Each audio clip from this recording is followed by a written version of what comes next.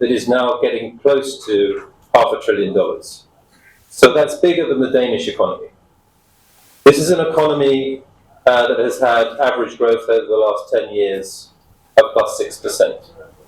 And that dynamism is driven by many of the people in this room and supported by MCCI. And the UK has been proud to play an important role through our development programs, but also our partnership. This is also an economy that's now approaching LDC graduation. And I think in my discussions with the President just before we entered into the room, that success, that foundation that all of you have helped to create, thinking about how we can build on that and on that next journey as Bangladesh continues to thrive, is probably going to have to lead to an adjustment in the business model. One of our great pleasures as being a diplomat, we get to see different countries around the world and how they are progressing, how they are approaching these issues, how they are going from least developed countries to lower middle income countries to upper middle income countries to fully developed countries. And there's a lot of analysis around the world from our business industry partners from the World Bank. And some of that evidence, what it tells us is that sadly some countries get stuck in what's called the middle income trap.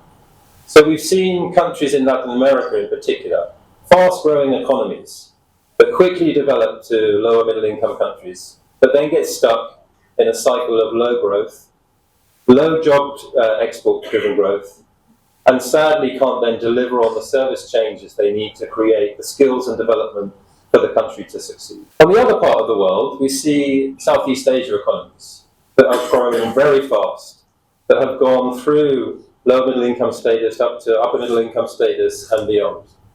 Earlier this year, I spent some time in Northeast Asia, in South Korea. And South Korea's journey is quite phenomenal.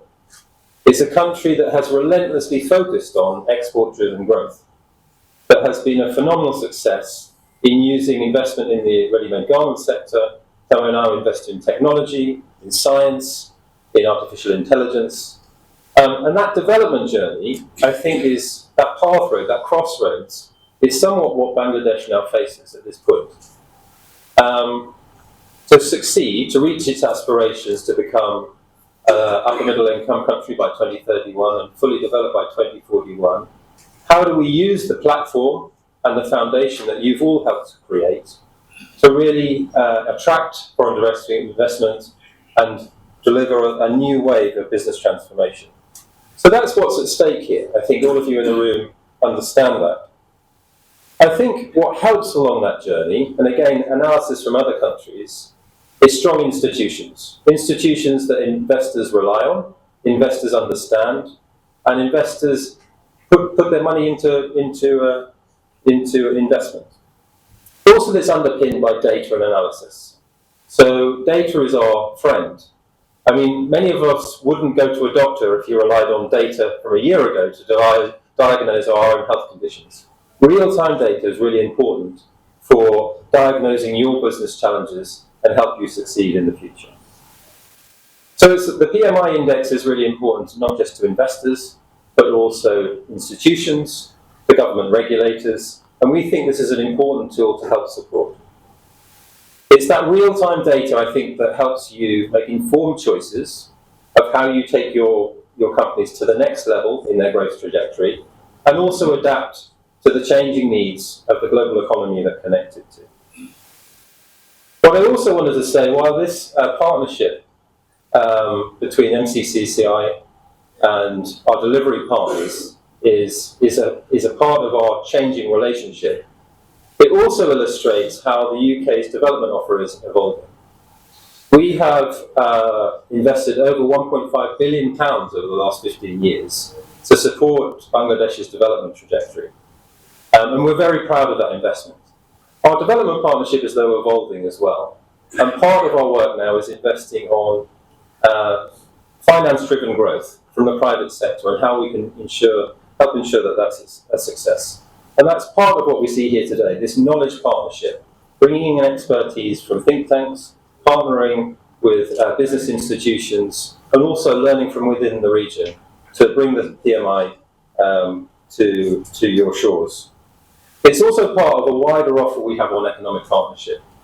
So the UK government is moving away from development assistance. We now have 3 new development tools that are here in Bangladesh. So we have a £450 million investment through British International Investment, investing in development capital. We have UK export finance that provides us up to £2.5 billion of export finance for companies wishing to export to the UK. And we're also thinking about a business regulation environment as well.